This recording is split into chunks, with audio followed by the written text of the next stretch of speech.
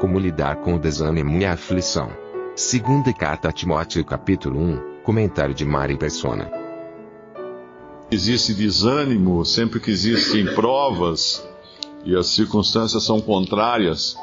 É comum nós corrermos para algo mais motivacional, que tenta explicar com psicologia, com mudança de atitude, alguma coisa desse tipo. Existem muitos livros cristãos que tentam combater o sofrimento, a dor, a morte, o desânimo de forma motivacional, falando um monte de coisas bonitas e tratando também de questões de psicologia humana. Mas aqui nós aprendemos que a única fonte de real poder para nós enfrentarmos a dificuldade, a tristeza, o desânimo, é Cristo e a sua morte. É a obra de Cristo.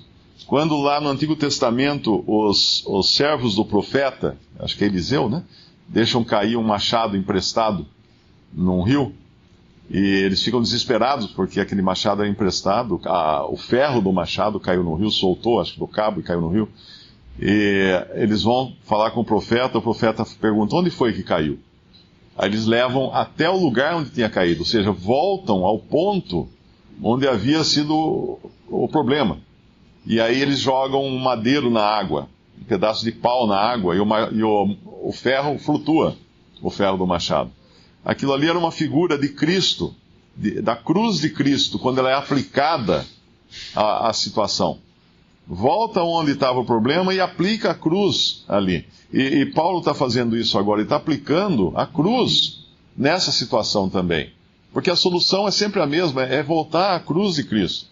Voltar a Cristo crucificado e ressuscitado, que nos salvou, versículo 9 e versículo 10, e que é agora Cristo Jesus, e que agora manifesta agora pela aparição de nosso Senhor Jesus Cristo, o qual aboliu a morte e trouxe à luz vida e incorrupção pelo Evangelho. Quando ele aboliu a morte, ou quando ele anulou a morte, seria a tradução melhor.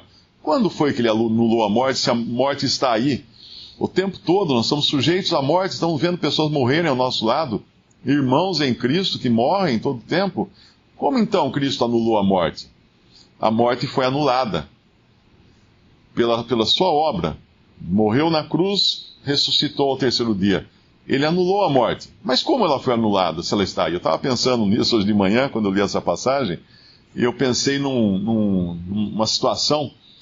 Imagine você estar embaixo de num estacionamento de um edifício que é bombardeado ou que sofre um terremoto, e tudo vem abaixo e de repente você se encontra preso naquele imenso estacionamento subterrâneo, totalmente no escuro, sabendo que vai morrer ali de fome, de sede, ou de frio, se ninguém encontrar. O que fazer? Não há o que fazer. E essa é a situação do homem antes da obra de Cristo. O medo da morte. E lá em Hebreus capítulo 2, versículo 14, ele diz assim: E visto como os filhos participam da carne e do sangue, também ele, Cristo, participou das mesmas coisas, para que pela morte aniquilasse o que tinha o império da morte, isto é, o diabo, e livrasse todos os que, com medo da morte, estavam por toda a vida sujeitos à servidão. Ele libertou esses que estavam como? Com medo da morte. Porque o medo da morte nos colocava em servidão do diabo. Outro dia eu vi um documentário e aparecia um pai num país do Oriente, não sei se é Indonésia, Filipinas, um desses países, onde a religião é bastante, ou é islâmica, ou é budista. E ele desesperado, porque ele havia perdido o filho dele, mas ele chorava desesperadamente. E depois ele volta outro dia até a sepultura para levar alimentos, levar comida, levar um monte de coisa para o espírito do filho, mas chorando copiosamente, desesperado, sem solução. Porque em todas essas religiões, né, não cristãs, não tem solução para a morte. Não existe uma solução, é desespero só, é medo. As pessoas se pelam de medo, de desespero.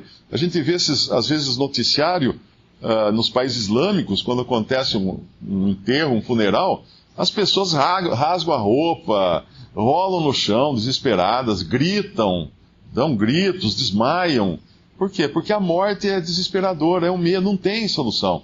Eu estava pensando, imagine então que você preso num subterrâneo de um prédio que ruiu, e no escuro, sem solução.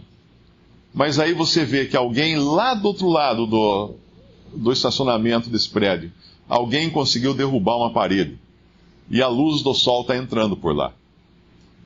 Isso é Cristo. Ele veio, tomou o mesmo lugar de terror, de morte, de aflição do ser humano. Só que ele derrubou a parede. Ele derrubou a parede, ele anulou a morte. Ele anulou a morte. Mas eu estou ainda do lado de cá do estacionamento e vai levar um tempo até eu caminhar até lá. Mas tudo bem, mudou a minha percepção agora da morte. Eu vou caminhar tranquilamente, porque eu vejo a luz já, eu vejo a saída. Ele abriu a saída agora.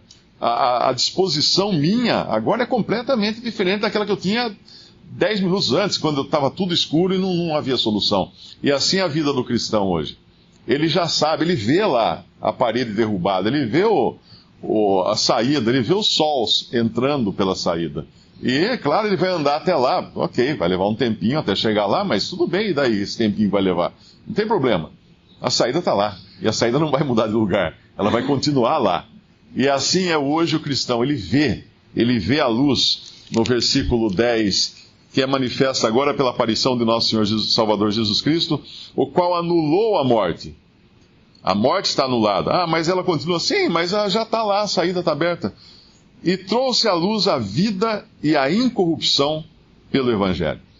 E é para aí que a gente corre. Todas as vezes que vem o desânimo, todas as vezes que vem a aflição, que a ruína toma conta da cristandade, nós podemos nos sentir enfraquecidos, mas a saída está lá. Ele já fez. É voltar para a cruz, é voltar para o lugar onde tudo começa na vida do cristão, a cruz de Cristo, a sua morte e a sua ressurreição.